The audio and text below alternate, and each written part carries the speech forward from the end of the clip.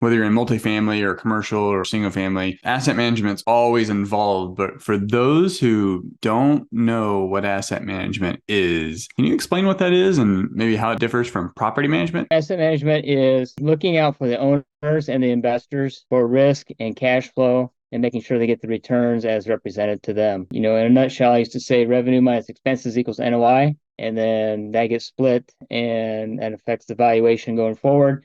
So what we're trying to do is enhance and improve and protect the cash flow and the sales price in the future that was shown to the investors. And then that way, the ownership is able to carry on, do business again with those investors, and hopefully look good in the process.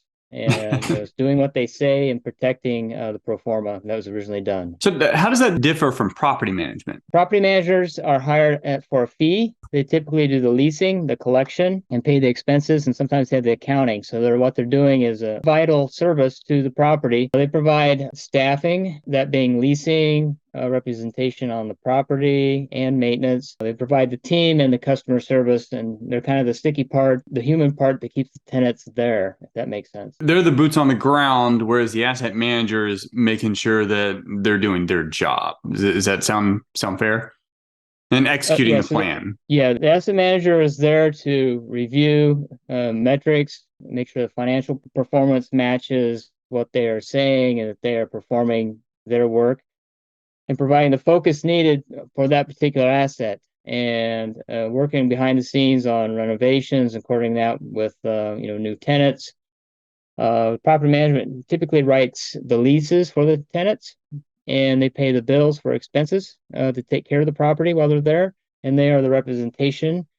So sometimes they stray outside of that, and asset manager's job is to bring them back into focus so they are able to perform on their core competencies, if that makes sense. Yeah, and anyone can be an asset manager, or I guess right when I saw that phrase, and I was kind of really trying to distinguish what it was, and you really described it very well. But it kind of hit me. It's like if you had a single family property, because usually this term is in commercial real estate or multifamily. You don't really see this term unless you're talking about big portfolios of single family. But really, if you own a single rental property, and that property is being managed by a third party management company, you're an asset manager. It's basically what you are because you're making sure the property managers, or I mean, you should be at least. You're making sure the property managers doing what they're supposed to be doing, right?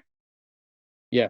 So a lot of owners start out doing their own asset management because you operate it as an owner, the same concerns. And then once they reach a certain critical mass, a portfolio where they are spread too thin, they need somebody to kind of help get them to the next level or to peel off their responsibilities. They can go to a property management or an asset management person who oversees a property management company. And it's a duplication of themselves in a way. So at a certain point with portfolios as they grow, asset managers become it's a hard handoff for some owners, but it is a point where there's an asset management fee, and then that fee goes to pay an asset manager to take over rather than the owner doing everything themselves, being hands-on. So Yeah. you can And it's say that ultimately why, like, going back to single family, just, I mean, most people involved in real estate are they're involved in the single family side.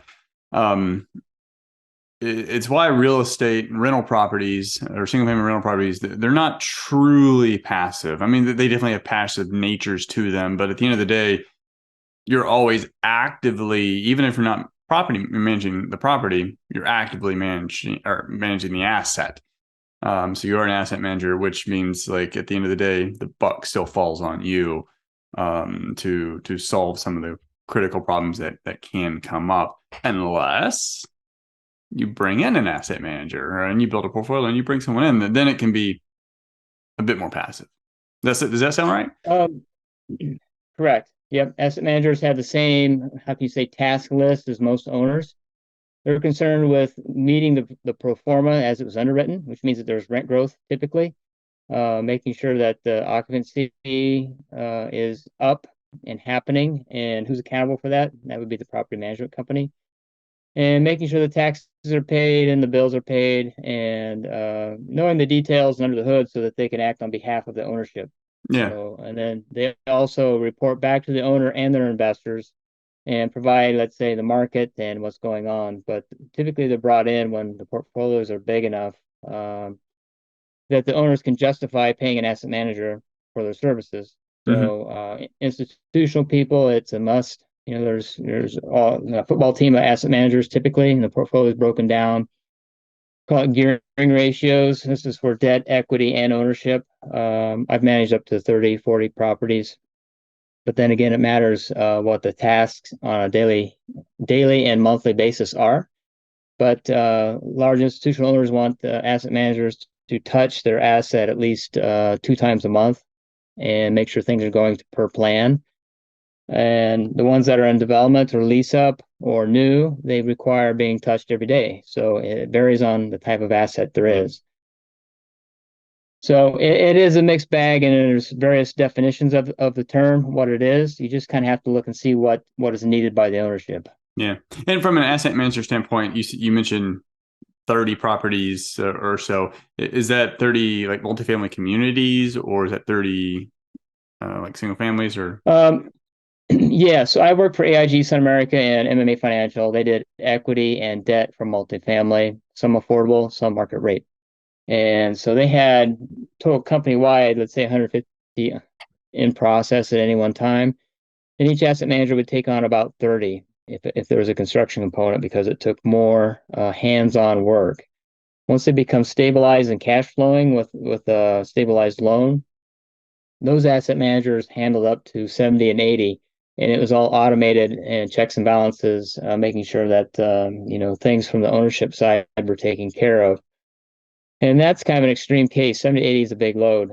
So younger, that right now there's a lot of upstarts in ownerships, and the portfolio sizes of less than 10.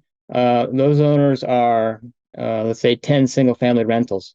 That's about the time when you bring in an asset manager because they're looking for growth. And the Mhm. asset manager is a growth agent where you can automate and get things all pulled together and the quality of data and pro formas, and they want to acquire more. So asset management tends to dovetail and overlap with acquisitions, and it dovetails and overlaps with accounting and all the consultants and the tax base and getting the growth plans and the NOI growth from year to year to happen with certainty.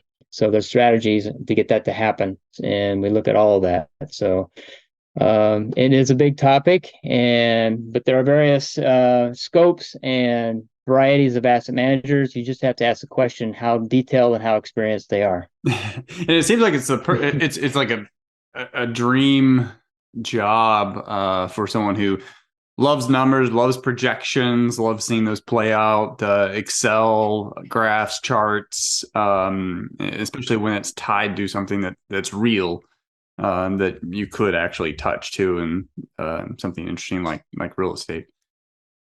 So, Yeah, so you have, yep. So you have to you have to see the forest before the trees. You have to look at the details and back up and see, is this going the right direction?